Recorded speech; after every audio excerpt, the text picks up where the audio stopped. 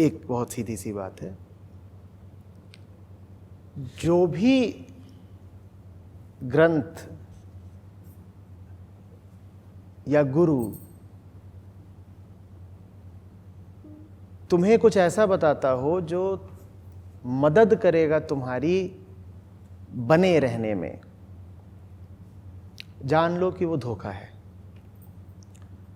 जो कुछ भी तुम्हारी वर्तमान अवस्था को कायम रखता हो, उसे बस छद्म रूप से बदल के जान लो कि वो धोखा है।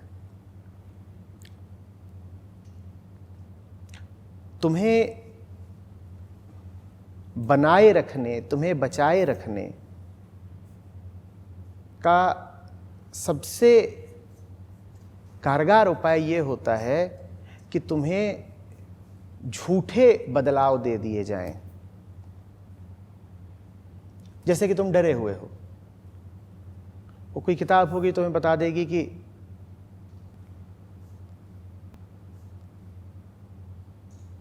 कॉन्फिडेंस कैसे लाएं डर के मौकों पर। जान लो कि इस किताब से बचना है, क्योंकि ये किताब तुम्हें निडर नहीं कर रही है। ये किताब तुम्हारे डर के ऊपर सिर्फ निर्भयता का मुखौटा चढ़ा रही है, आवरण चढ़ा रही है। ये किताब डर के मूल कारणों पर नहीं जा रही है। ये तुमसे सिर्फ ये कह रही है कि जब डर लगे तो ऐसा ऐसा कर लेना, डर का अनुभव होना बंद हो जाएगा। तुम्हारे शरीर में कोई गहरा रोग है, उस रोग के कारण दर्द उठता है। रोग असली दुश्मन है तुम्हारा, दर्द उस दुश्मन का सूचक है।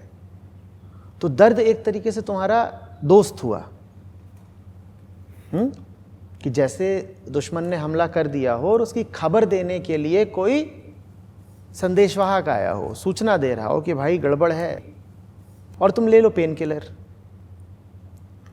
पेन किलर लेते ही तुमने क्या हटा दिया? तुमने दर्द हटा दिया, तुमने भीतर जो रोग है उसकी सूचना को हटा दिया। अब ये रोग प्राणघातक भी हो सकता है। अब ये रोग बढ़ेगा, अब ये मार देगा तुमको। सेल्फ हेल्प ज्यादातर यही करती है, और बड़ी ईमानदार होती है सेल्फ हेल्प। वो सेल्फ की हेल्प कर देती है। उनको पता भी नहीं है कि वो क्या कर रहे हैं। उन्होंने ठीक नाम दिया है, सेल्फ हेल्प। सेल्फ माने जो भीतर अहंकार बैठा हुआ है, जो मैं बैठा हुआ है, जो रोग है, वो उसी की हेल्प कर डालते हैं, उसी को बचा देते हैं। वो ठीक ही तो कर रहे हैं। वो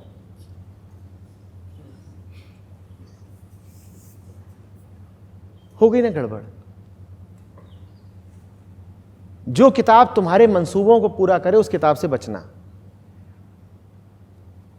लेकिन वो किताब बिक खूब रही होगी। क्यों? क्योंकि वो तुम्हें वो दे रही है जो तुम चाहते हो। जो किताब तुम्हें जरा डराए, जिस किताब को पढ़ के लगे ना इसमें कुछ ऐसा लिखा है कि जान लिया अगर तो टूट जाऊंगा, उस किताब के पास जाना। यही बात घटनाओं और व्यक्तियों के संबंध में भी लागू होती है। किसी की अगर सुन रहे हो, किसी को गुरु मान रहे हो अपना, तो उससे ये अपेक्षा मत रखना कि वो तुमसे मीठी बातें करे, तुम्हें दुलारे पुचकारे, तुम्हारी मदद करे तुम्हारे ही जैसा बने रहने में। जो वास्तविक तुम्हारा पथ प्रदर्शक होगा, उससे डरोगे।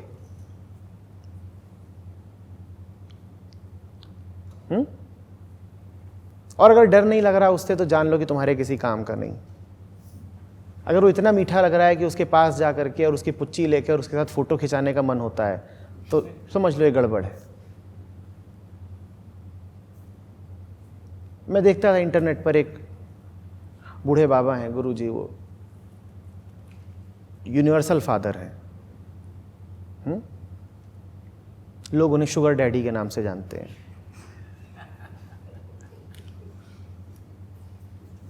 तो जितनी महिलाएं हैं उनके पास जाती हैं और आप उनकी फ़ोटो देखिए तो सबने उनकी छाती पे हाथ रख रखा होगा और सब मुस्कुरा रहे होंगे और फ़ोटो खींच रखी होगी।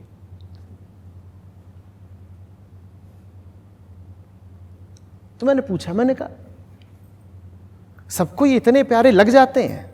गुरु तो महाकाल होता है, उससे तो प्राण कांपते हैं, गिर जाते हो, बेहोश हो जाते हो उसके सामने। ये सबको इतने मीठे लगते हैं कि कोई भी जाता है, और ये जितने इनके पास जा रहे हैं उनमें से एक आध दो को मैं भी जानता हूं। उनमें से कोई भी मुक्त वगैरह नहीं है, उनमें से कोई भी इतने निर्मल नहीं हो गए हैं कि आत्मा में स्थापित हो गए हैं और सत्य के पास जाकर के बड़ा आनंद अनुभव करते हो। तो ये इतने लोग इनके इतने करीब चले कैसे जाते हैं? गुरु तो आग होता है, उसके बहुत पास जाओ तो भस्म हो जाते हो। और इन्हें ये सब जो कि भीतर अपने इतना कचड़ा रखे हुए हैं, इन्हें तो और डर लगना चाहिए था कि पास जाएंगे तो कचड़ा जलेगा, पर ये पास जा भी रहे हैं और गुरु भी राजी और चेला भी राजी। इन्हें डर नहीं लग रहा। डर लगेगा कैसे, कोई आग है ही नहीं। गुरु लोभी शिष्य लालची, दोनों खेलें दांव आगे, दोनों बूढ़े बापुरे आगे, चढ़ पाथर की नाव।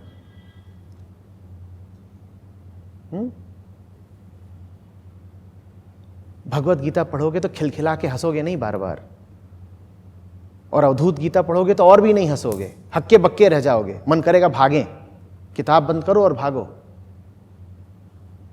हाँ, परी कथाएं पढ़ोगे तो हंसी आएगी, बड़ी मुस्कान खिलेगी चेहरे पे। मनोहर कहानियां पढ़ोगे तो बड़ा रुचिकर लगेगा।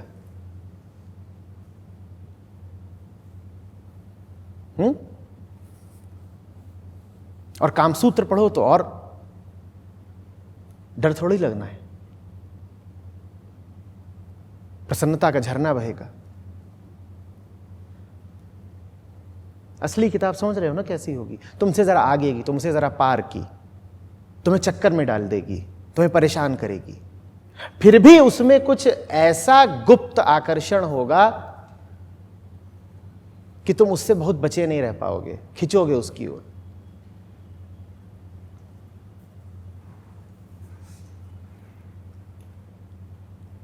ये दोनों शर्तें जहां एक साथ पूरी होती हों, उन किताबों के पास चले जाना।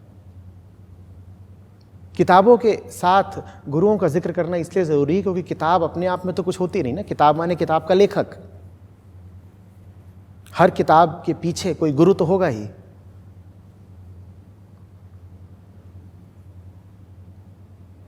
कौन सी दो शर्तें? पहला, तुम्हें उलझन में डाले, चक्कर में डाले, तुम्हें परेशान करे, तुम्हें डरा दे।